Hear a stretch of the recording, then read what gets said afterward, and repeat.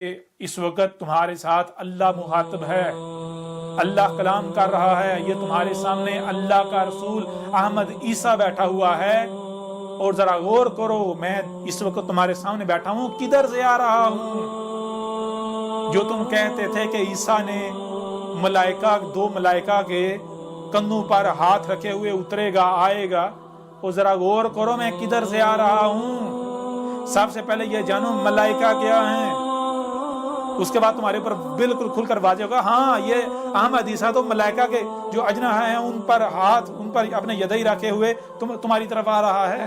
اس وقت کون تمہارے سامنے بیٹھا ہوا ہے، کون کلام کر رہا ہے، کون مخاطب ہے تم سے؟ یہ جو احمد عیسیٰ بیٹھا ہوا ہے اس وقت تمہارے سامنے ہے یا نہیں؟ تم میری بات براہ راست سن رہے ہو یا نہیں سن رہے؟ میری ہی آواز میں سن رہے ہو یا نہیں؟ مجھے دیکھ رہے ہو یا نہیں؟ یہ جو میں تمہارے سامنے بیٹھا ہوا ہوں یہ کدھر سے آ رہا ہوں؟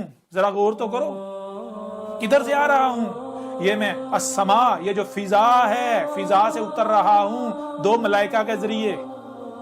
کون سے دو ملائکہ؟ آگے جیسے جیسے بڑھیں گے تو حق ہر لحاظ سے کھول کر واضح کر دیا جائے گا، دنیا کی کوئی طاقت غلط ثابت نہیں کر سکے گی۔ بڑے سے بڑے جو اپنے آپ کو علماء کہلواتے ہیں، یہ جو بڑے سے بڑے شیوخ کہلواتے ہیں، یہ بڑے بڑے جو حق کے دعوے دار ہیں، دنیا کی کوئی طاقت اگر مجھے غلط ثابت کر دے تو اللہ کی قسم جو سزا تم لوگوں نے کی ہوئی ہے میں وہ بھگتنے کو تیار ہوں، لیکن اگر تم لوگ دشمنی کرتے ہو جو کہ تم غلط ثابت نہیں کر سکتے تو پھر جان لو جو سزا تم لوگوں نے طے کی ہوئی ہے وہی سزا تمہیں دی جائے گی، اللہ تمہیں وہ سزا دے گا، یہ جان لو۔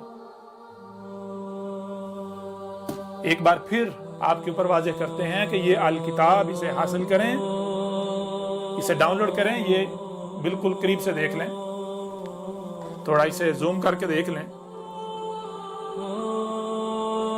اسے حاصل کریں، ڈاؤن لوڈ کریں، اسے پڑھیں، تاکہ آج آپ کے پاس ظاہری موقع ہے۔ اگر آج آپ حق کو پہچان لیتے ہیں، حق کی گواہی دیتے ہیں، حق کا ساتھ دیتے ہیں تو دنیا و آخرت میں آپ کے لیے فلاح ہوگی، آپ کامیابی حاصل کر لیں گے۔ ورنہ اگر آپ حق سے کذب ہی کرتے ہیں تو پھر آپ کا انجام انتہائی بھیانک ہونے والا ہے۔